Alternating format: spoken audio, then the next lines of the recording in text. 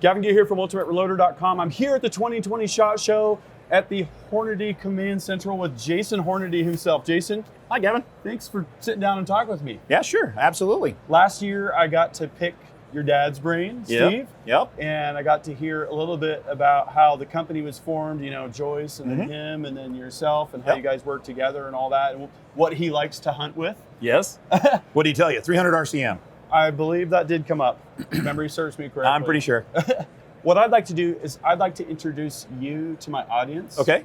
I'd like to hear a little bit about your own sort of professional journey and how you made it into Hornady Okay. and what you're excited about. Maybe we could talk about some of the cartridges that I've been running and chambering rifles for Sure. and share some of that too. Okay. Well, I've been at the company for 13 years.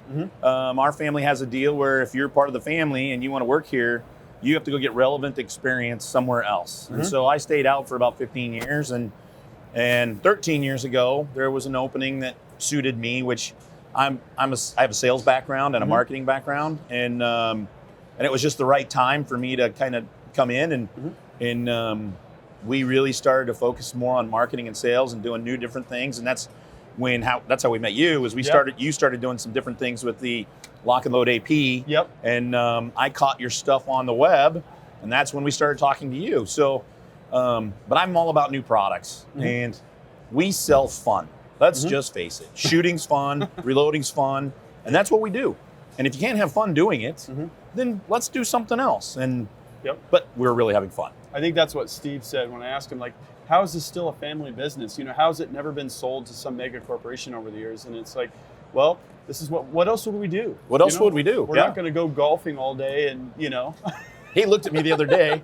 This is maybe a positive, maybe a negative. He goes, I'm never going to retire. Why would I want to do that? What would I do? And oh no. my kids ask me about that, and I just say, I don't even feel like I'm working. I get to shoot in the mountains, and I get to play with new technologies and new cartridges, and that's what it's all about. And we're really lucky. We've got a great team, and what we've learned, and especially me, because I've always been a little bit of a control freak, you have great people, let them go do stuff, just leave them alone, maybe ask a few questions, but it's been really successful for us. And that's where things like the 6.5 PRC came from, and the 300 PRC, new A-tip bullets, which all of it's just been let people go mess with stuff. Tell me about A-tip, because you guys did the redesign on the polymer tips. We did. Because you discovered with the radar and whatnot, things were melting and, you know, like re-entry into the atmosphere kind of stuff going on. So this is kind of a funny story that I've never really told like this. Yeah. So my dad was out of town, and the engineers came in, and they said, we want to get a high-speed camera and a Doppler radar. And Doppler radar, what are you talking about? And weather? And they're like, no, we can start tracking what bullets are doing in flight. And then I found out the price of both of them. Yeah. And I said, okay, Dad's out of town. Pick which one you want. Which they picked the Doppler radar. Yeah. And we've never looked back. But what happened is they got that Doppler radar, and then they spent hours and hours at the range, and they started to figure out what was going on. And we figured out that the plastic we were using in the match bullets at the time maybe wasn't holding up, and that's why we're seeing some deviation. But anything under 500 yards doesn't matter. Sure. But as the long range thing started to develop, we started figuring some stuff out. And I came at the guys on ELD X's, was how the whole thing started. Okay. Yeah. I saw some people shooting elk with a match bullet, not ours. It was an off-brand. And it was like, okay, that bullet didn't do anything. We've got to come up, if people are going to do this, we've got to come up with something that's ethical for hunting at whatever range you choose. Sure. And that's how the project kind of started. And then they took off and ran. Yeah. Then after we got through the ELD thing, and can I talk about the ELDX real quick? Because I found that for some reason, the 143 ELDX 6.5 is, I've hand loaded it. I've found my magic load. I've tested it in multiple rifles, Ruger Precision Rifle, Bergara, and some other stuff. And it's like my ammo, it's like my gun testing load. And I'm thinking, and I also took a black bear with it. And I have a lot of viewers and subscribers that have taken huge game animals with it. And, you know, fast forward to my 6.5 PRC that I just built. I was shooting the Precision Hunter ammo with that same bullet. Yep. and I'm testing the rifle. I'm literally breaking in the barrel, and I'm seeing 5 shots going to .488 factory hunting ammo. You know, What else would you expect? well, you don't have to hand load if you don't want to. If you don't want to. Things are evolving to the point now where you can take an off-the-shelf rifle and take off-the-shelf ammo and do some amazing things with it. We wanted Precision Hunter to be hunting ammo you could shoot a match with. Yes. And we think it's there. I mean, it's there. Yeah. Well, with that particular bullet, I'm Yeah. totally sold on that. George Gardner from GA Precision, I don't know if you know him, but he is a tried and true 6.5 PRC guy, and he has killed almost everything in North America from antelope to a brown bear with the 6.5 PRC. I couldn't ask for anything more than this rifle that I just built. It's lightweight. I got my suppressor hooked up to it.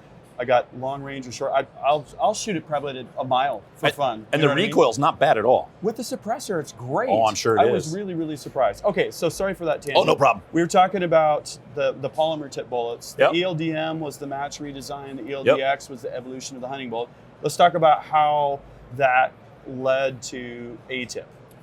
So as we started this, now anytime you use a polymer tip bullet, you have to have the tip molded. And when you have tips molded, you got to make lots and thousands and thousands and thousands of tips. Well, that made it more difficult to, now the tip is fixed. We can change the jackets, we can change the profiles a little bit, but we have a fixed tip.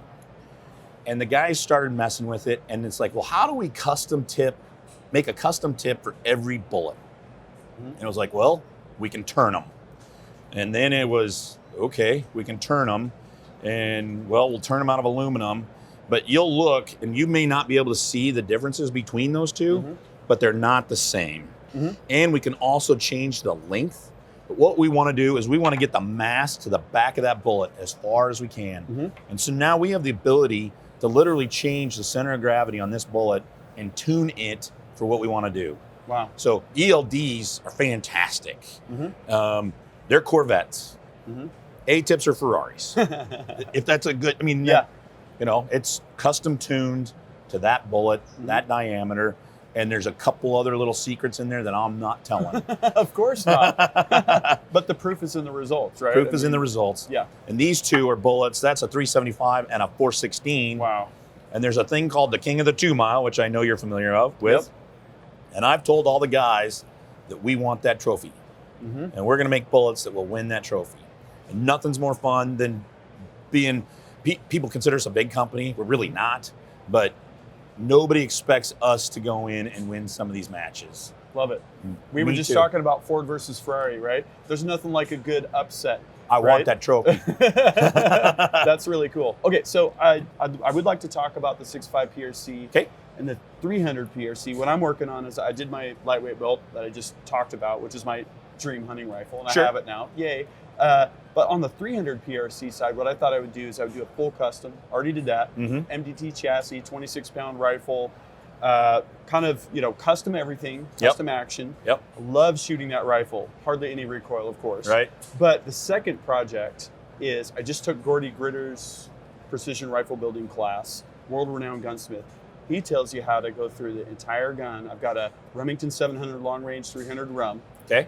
And I'm going to guide people through the process of what if I have an existing rifle and I want to turn it into a 300 PRC? What kind of action length do I need? What kind of bolt face Sure. do I need? What kind of magazine feed kind of issues am I going to run into? And so I'm going to take this Remington 700 long range, do some blueprinting on it. I got a benchmark barrel blank for it. And that's going to be my budget-oriented build. I didn't want to do a low-budget build, Sure. but I wanted to show from the original stuff that I watched. What you can do. Yeah, the promise of 300 PRC was even in a rifle that doesn't cost a lot of money because the cartridge is optimized, Yep. chamber geometry is optimized, you can do some cool stuff. You can do some really cool things, and that sounds like fun. Yeah, and you know I like building rifles. Yeah, I like sure. building ammo, so it's the ideal thing. I'm real far along. I'm just about to take on that more budget-oriented build. But what I've found is there's been a lot more interest in the 6.5 PRC and the 300 PRC than I even anticipated.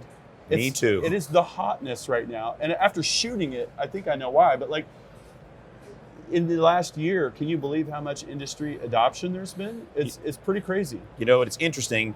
So we may as well back up one level. Sure. Think about the 6.5 Creedmoor. Yeah. And the 6.5 Creedmoor is the most commercially successful cartridge we've ever introduced, ever. And last year, Hornady Manufacturing made more 6.5 Creedmoor than we did 9mm. Wow. And what we learned is that when you start making something super efficient and optimizing it, what'll happen? But it took the Creedmoor, it was 12 years before everybody all of a sudden went, oh, look, the PRC now, faster cartridge, faster track than the 6.5 Creedmoor. We introduced it 3 years ago, I believe. And the number of big commercial gun companies that have shipped those is really small. And so it's all been people like you who are building a custom gun, getting the stuff, but they're so interested in long range because I'm pretty sure you didn't buy that or build that to shoot 100 yards. Exactly. You want to shoot tiny groups at longer distances. Yeah. And so it has just been hugely successful. Well, then fast forward to last year with its big brother, the 300 PRC. The commercial guys are just now starting to get guns to the market, but we sold almost half the amount of 300 PRC. It was almost half of what the 6.5 PRC was, which is about 20% of the Creedmoor, but it's gaining momentum every day. And it's been a lot of fun. And the 300 PRC project started with some of our military friends who wanted to get away from the Lapua and have something that they could get first time hits on at 2,700 meters.